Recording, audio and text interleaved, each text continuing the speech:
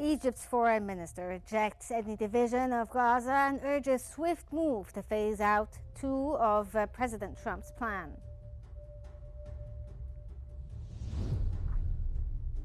Israeli media reports the death of an armed commander who allegedly cooperated with Israel.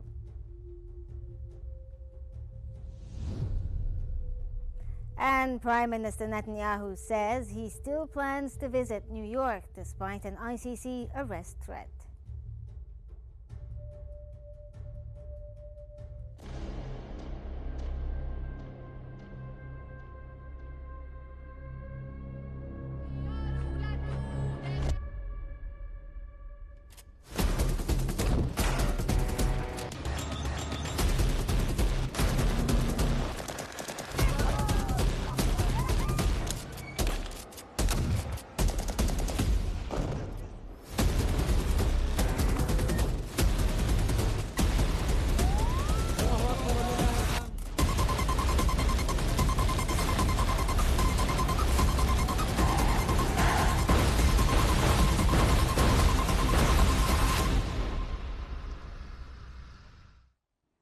Good afternoon, I'm Rehan Morsi, and this is the first transmission of the day, and we start with a news bulletin where Egypt's Foreign Minister Badr Abdel says there is no room for any discussion of dividing Gaza, urging an immediate move to implement the second phase of President Donald Trump's Gaza plan.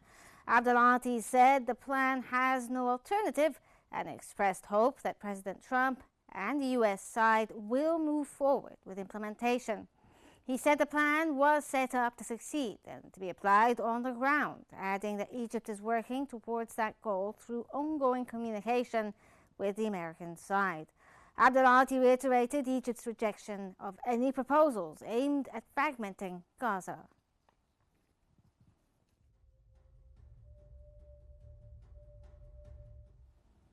Israeli media are reporting the death of Yasser Abu Shabab, described as a commander of an armed group in eastern Palestinian Rafah, who had said he cooperated with Israel in recent months.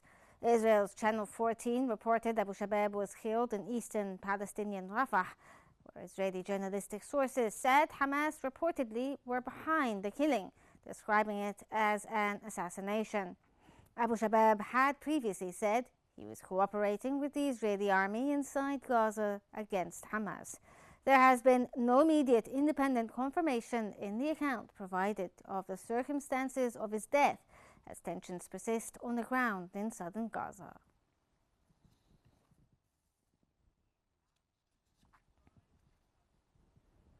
Reports from Gaza say Israeli military vehicles advanced in Shajaiya at dawn with heavy fire and artillery shelling hitting several neighborhoods in eastern and northern parts of the Strip. According to local reports, Israeli military vehicles moved from areas described as yellow zones towards white zones in Shajaiya, accompanied by intense gunfire directed at homes and property.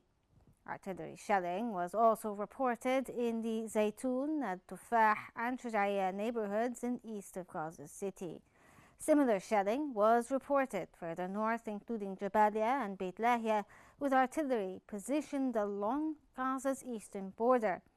There was no immediate Israeli comment in the account provided.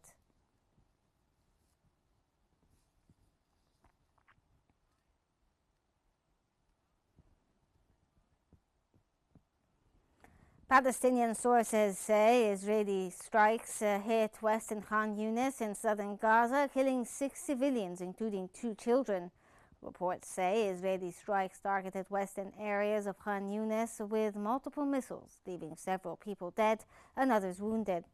Palestinian medical sources were quoted as saying 6 civilians were killed, including 2 children.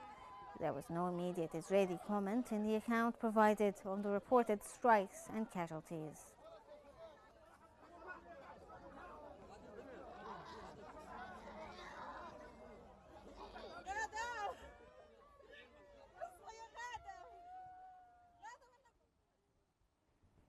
UN Secretary General Antonio Guterres says there is a fundamental flaw in the way Israel has conducted its military operation in Gaza, citing civilian deaths and widespread destruction. Guterres said he believes Israel's military operations in the Gaza Strip has been carried out in a way that shows complete disregard for the death and killing of civilians and the destruction of Gaza.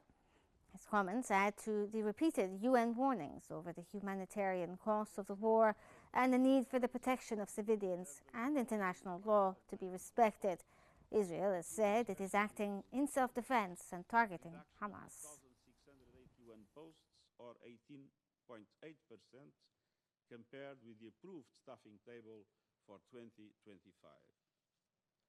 To deliver these changes,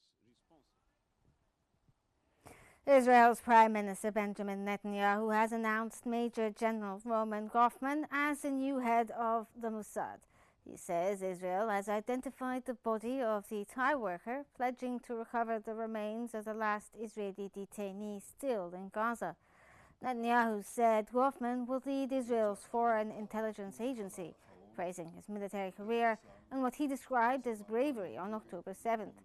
He also said Israel has received and identified the body of Thai agricultural worker Sutsaka Rantarak, and Netanyahu added that Israel remains committed to retrieving the body of an Israeli detainee slain police officer Ron Givli, whom he described as the last detainee still in Gaza.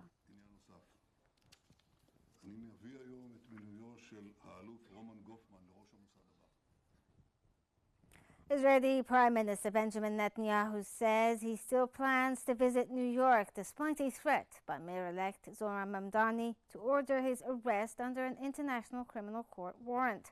Speaking in a video interview at the New York Times DealBook Summit, Netanyahu said he would go to New York and suggested that he would engage in dialogue with Mamdani if the mayor-elect changes his position. Right to exist. Mamdani has said New York would act on ICC arrest warrants. The ICC has issued warrants linked to the Gaza war, which Israel rejects. Legal experts have questioned whether a New York mayor has the authority to enforce ICC warrants in the United States.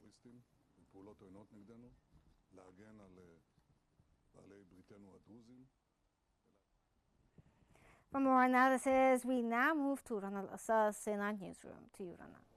Thank you so much, Riham. And for further analysis, we're joined from Cairo by Al-Ahram managing editor Mohammed Azzuddin. Welcome, sir, to Qnews, and it's a pleasure to have you with us.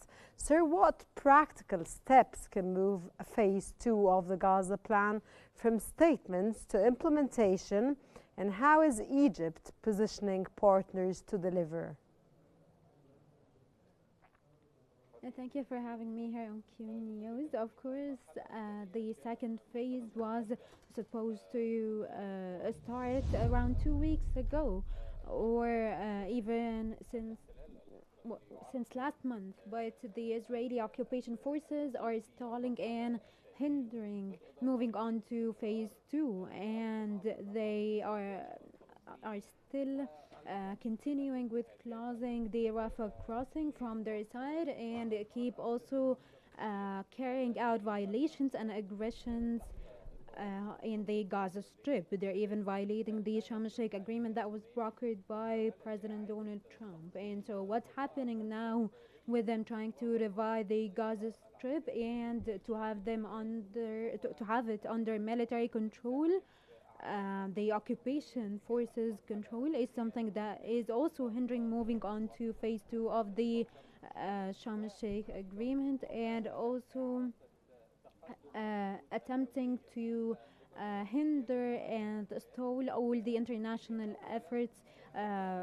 Does this too, and so we need the USA and the international community to pressure Israel to commit and honor the agreements that they have signed upon in the context of the Sharm el-Sheikh agreement. And so what's happening now from Israel's side in the occupation forces, and also the statements of the Israeli officials in the far-right extremist countries, or also the Prime Minister Netanyahu, this means that the occupation country doesn't want to move on to a new phase where the Palestinians govern the Gaza Strip, or even to try to reach a two-state solution. And so of course they are doing this on purpose. They are stalling on purpose, and the mediators, especially the USA here, the one that brokered the Sharm el-Sheikh agreement, need to pressure Israel to honor the agreement. Sir, how do reported advances in Shaja'iyya and the shelling in Gaza City districts affect ceasefire enforcement and humanitarian access this week? Of course, they have a negative impact. The Israeli occupation army are acting as if there was no ceasefire agreement to begin with. After the Israeli detainees were handed over by all of them, by the way, except just for one body. And Israel and the Israeli occupation forces have been violating the ceasefire, and as I said, they are stripping the Palestinians from normal life and are hindering aid delivery that they urgently need. And so we need to start reconstruction here. It is very important to try to get them back their normal life. And also with winter coming up, they need basic necessities, tents and blankets, and not just food and humanitarian aid. But what's happening from the Israeli side is keeping on with hindering international efforts, and Egypt has been putting in so much effort as a mediator here in this agreement and as a peace player in the Middle East. They have been putting pressure along with the international community for Israel to honor the agreement, and also they have the Rafah crossing open from the Egyptian side, but of course they are trying to open it from the Palestinian side as well, and they are trying to stop any settlement project and keep putting in so much effort to stop any forced displacement of the Palestinians. But of course the international community are very aware of what Israel is doing, and keeping up with these violations of the Sharm el-Sheikh agreement is actually not helping or benefiting the ceasefire agreement or the peace plan, and of course it is also harming the post-war phase. Israeli media reports Yasser Abu Shabab was killed. If confirmed, how might this impact internal dynamics in Palestinian Rafah and broader security calculations? Of course, it is such a large strike for an Israeli project that the Israelis were planning with secrecy against the Palestinian resistance in the Gaza Strip. And we also cannot forget that in Abu Shabab's faction, or any of the factions that were trying to impose themselves under Israeli cover indirectly, there were lots of disputes and conflicts between the leaders of these factions, and one of these conflicts actually led to Yasser Abu Shabab's killing, according to what was reported in the Strip. And so this means full refusal from the Palestinians side to impose any factions on them, or to impose any officials to take control, take military control, or any kind of control for that matter over the Gaza Strip. And so this sends a strong message here, and it also sends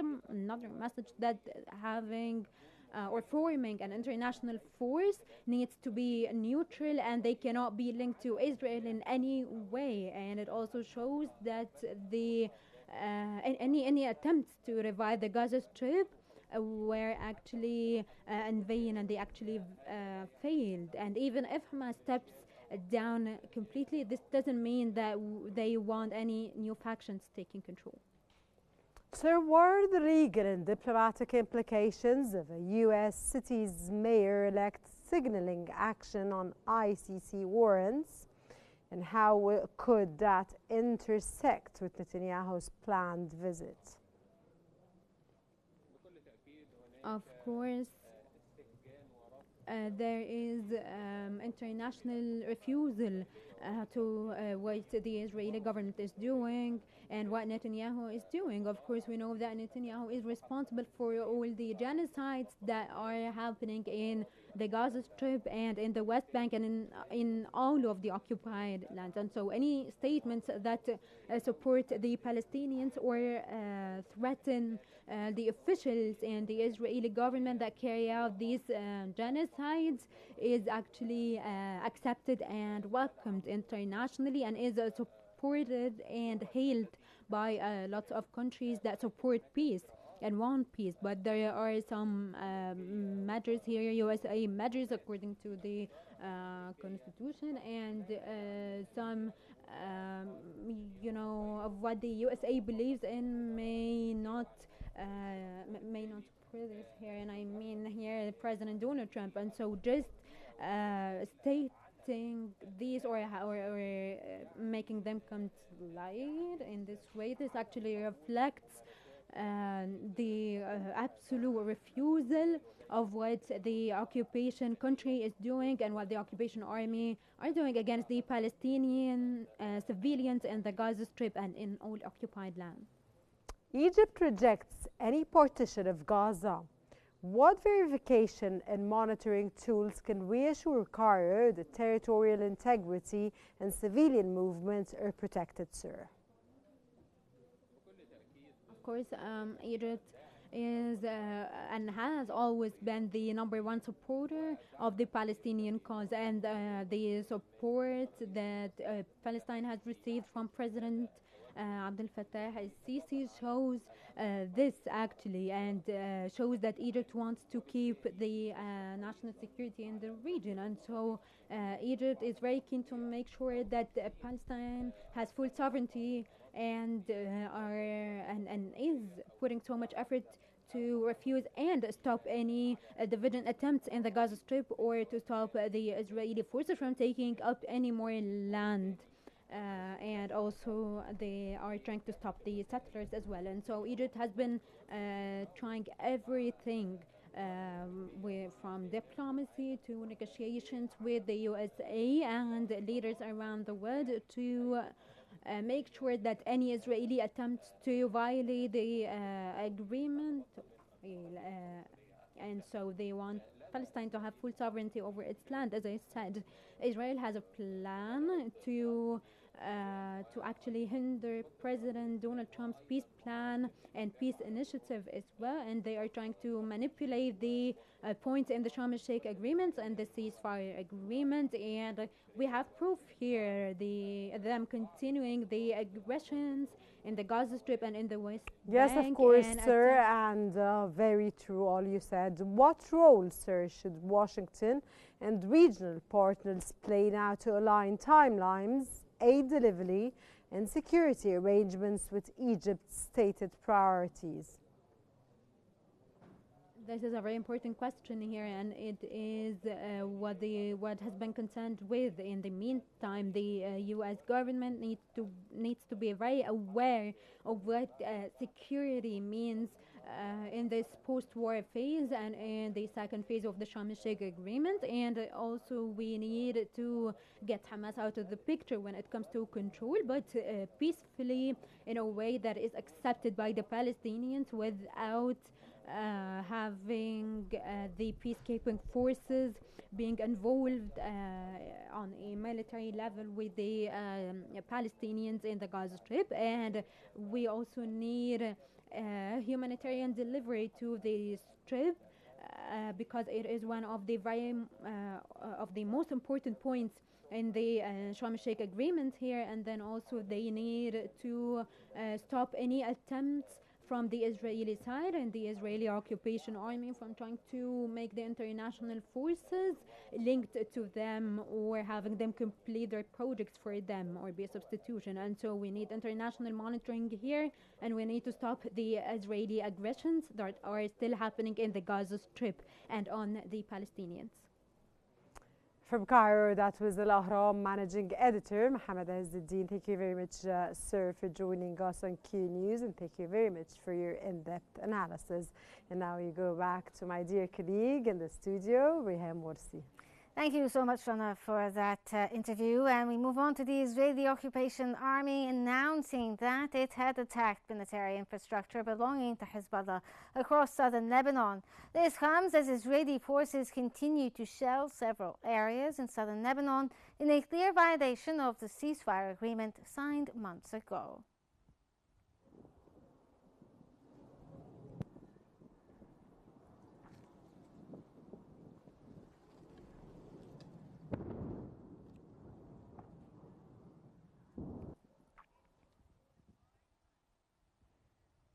The Israeli army issued an urgent warning to residents of southern Lebanon, cautioning that it will soon target the villages of Jabaa and Mahrouniya as part of the operations against Hezbollah positions. In its statement, the Israeli army said its forces would soon strike Hezbollah military infrastructure in southern Lebanon to counter its prohibited attempts to rebuild activities in the area. Residents living in buildings marked in red on the attached map, along with neighboring buildings in Jabaa and Mahrouna, were urged to evacuate immediately and move at least 300 meters away. The statement stressed that the remaining near these sites endangers lives and are allegedly used by Hezbollah, according to the army.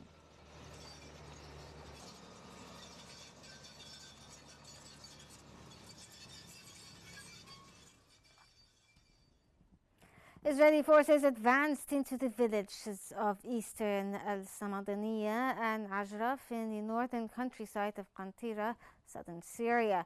Syrian media reported that an Israeli force consisting of 3 military vehicles entered the 2 villages and set up a temporary checkpoint between them near the destroyed water reservoir in the area.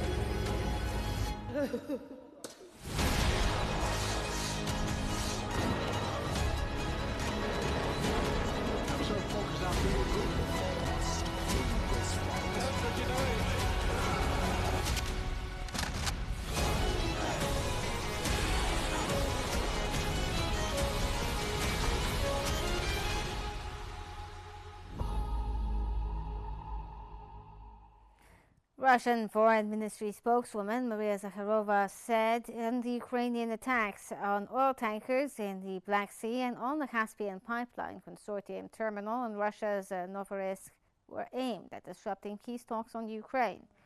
Kiev says its drone attacks on Russia and Russian interests are designed to make it harder for Moscow to fund the war.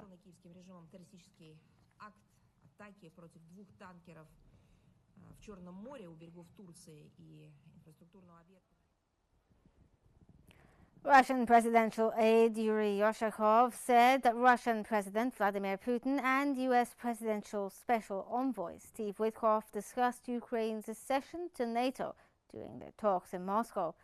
Yoshakov described the meeting as extremely useful, constructive, and highly informative, saying that the two sides reviewed documents previously conveyed by the United States and agreed not to disclose the essence of the talks.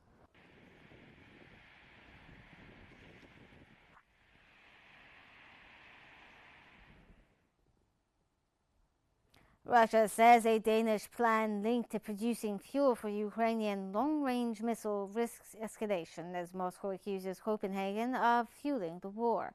Foreign Ministry spokesperson Maria Zakharova said producing fuel for Ukrainian long-range missiles at a factory in Denmark could raise the risk of escalation. She referred to a plan announced by the Danish government in September and claimed it would lead to more bloodshed in Ukraine. Zakharova also accused Danish authorities of seeking to profit from the conflict and neglecting the interests of their own population and human rights. Denmark has not responded in the account provided to her remarks. усилия по политико-дипломатическому регулированию украинского кризиса. Все несет риски дополнительной эскалации. Britain and Norway have signed a major defence agreement in London, expanding joint naval operations in the North Atlantic as security concerns rise over Russia.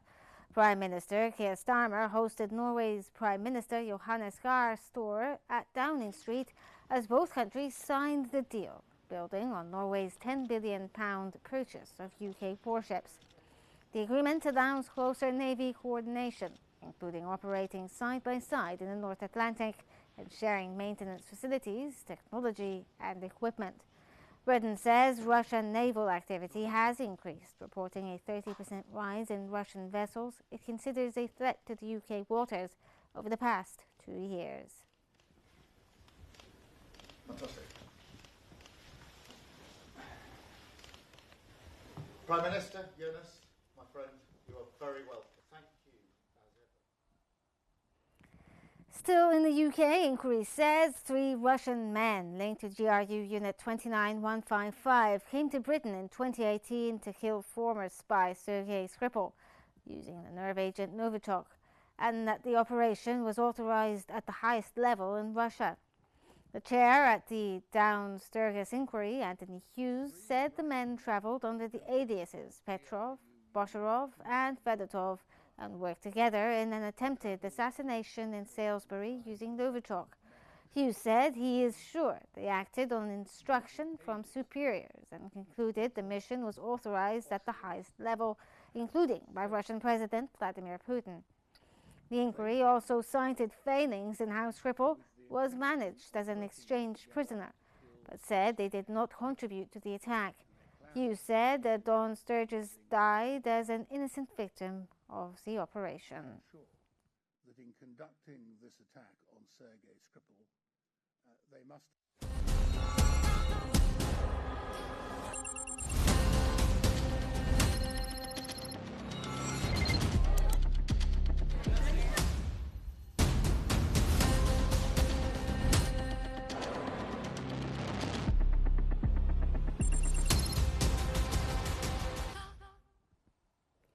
Oil prices were steady on Thursday, with the market focused on Ukraine's attacks on Russian oil assets, while stalled peace talks tempered expectations of a deal restoring Russian oil flows.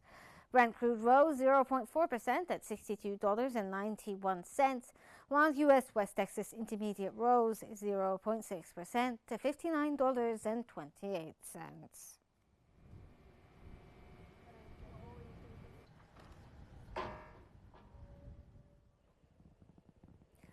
Gold ticked lower on Thursday as gains in equity markets in Asia and Europe weighed on safe haven demand, while investors turned their attention to next week's U.S. Federal Reserve meeting and U.S. data that could shape the outlook for interest rates.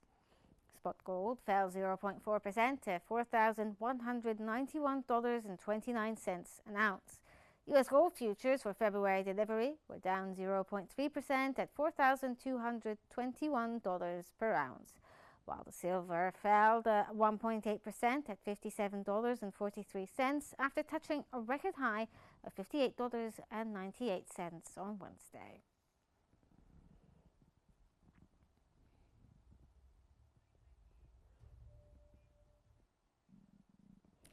Global stock markets have shown semi-collective gain on Thursday in the U.S. pre-session trading. The S&P 500 rose 0.08%. The Dow Jones Industrial Average jumped 0.08%, while the Nasdaq remained flat. In Europe, Germany's DAX increased 0.84%, France's CAC 40 gained 0.43%, and Britain's FTSE 100 inched up 0.07%. Across in Asia, Japan's Nikkei 225 surged 2.33%, Hong Kong's Hang Seng hiked 0.68%, while China's Shanghai Composite fell 0.56%.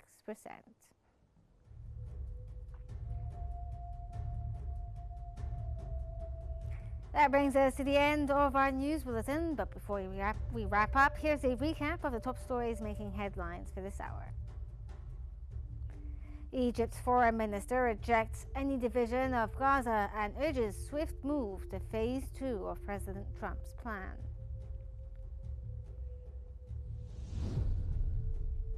Israeli media report the death of an armed commander who allegedly cooperated with Israel.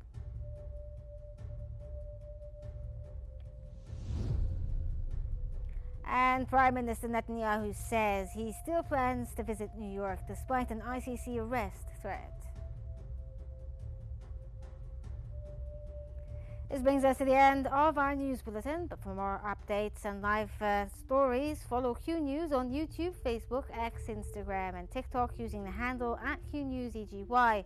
From all of us here, thank you for watching and stay tuned for more updates here on Q News.